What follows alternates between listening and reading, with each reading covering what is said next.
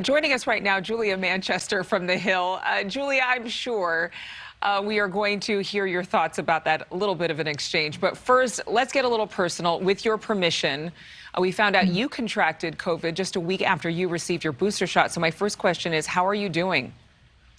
Well, thank you, Adrian. To be honest, I feel perfectly fine. At worst, I feel like I have a very mild case of allergies or a mild cold. But, I've been saying this for a while. I told Joe Donlin this last night on his show. I'm so thankful that I got the booster because from what we're seeing, the evidence that we're seeing is, Omicron is so much, or COVID in general, because I don't know for a fact that I have the Omicron variant. I strongly suspect I do, but I don't know for a fact. But we do know that this virus is so much more mild, or tends to be more mild, once you're vaccinated and have that booster. So I'm very thankful that I got that booster, and I will continue to practice the proper public health guidelines in terms of staying isolated or indoors in my household until it's proper for me to go out, and will continue to wear a mask in public. But very thankful to get that booster. You know what, Julia, a lot of people are hearing so much. We talked to the former U.S. Surgeon General, Jerome Adams, which was extremely helpful in clarifying some of these symptoms, because we hear about cases like yours where people are seeing extremely mild symptoms, or they're asymptomatic, or they have something akin to a cold for a couple of days. Can you understand, or has it been related in Washington, that there are a lot of people in this country who think that this Omicron variant is an extremely mild strain of the virus, and that there is not so much to fear? Is that sentiment being expressed in Washington, or are we seeing more people who are afraid and worried? And that's what I think the majority of people are.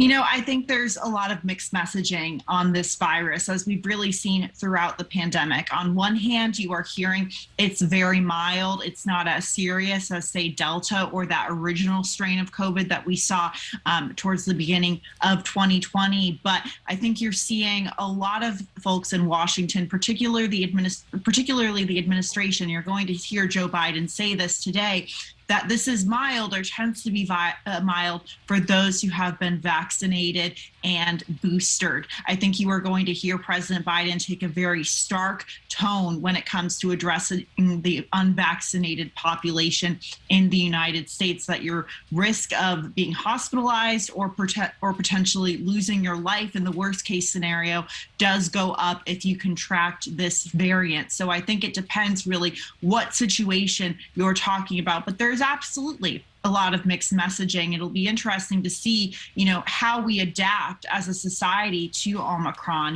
Does this mean that the quarantine time or the isolation time changes? I don't know, but I think you are going to see the administration continue to take a very stark tone towards those unvaccinated individuals. Yeah, and absolutely, Dr. Anthony Fauci is taking that same dire or stark tone with the American people leading up to the New Year and, of course, Christmas this week. And we heard that exchange with our Dan Abrams and with Bill O'Reilly, speaking about Bill O'Reilly's talk with former President Trump on stage at an event in Dallas.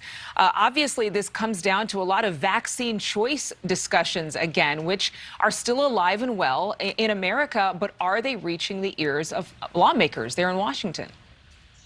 It's interesting. I think it is absolutely reaching the ears of lawmakers as well as political candidates. Not long ago in Virginia, we had a very contentious gubernatorial race, and this issue of vaccine choice actually became a very hot button issue in the race. You had Terry McAuliffe, the Democratic candidate, very much pushing for vaccine mandates, whereas you had Glenn Youngkin, who was very much encouraging Americans and Virginians to get the vaccine, but said ultimately it's up to you. So I think you're going to continue to hear that sort of messaging coming from Republicans, because not all Republicans, but there are a portion of Republicans who believe that this is a choice, that it should be left up to the individual. That maybe applies to some Democrats who believe that as well. But, I think you're going to see politicians walking a very fine line on this issue of vaccine mandates. You've already seen a number of Democratic governors and Republican governors even walk this fine line in terms of whether this should be a choice or a mandate. Really quickly, because we're out of time now, are you going to be able to see your family, considering that you have had to quarantine for some time?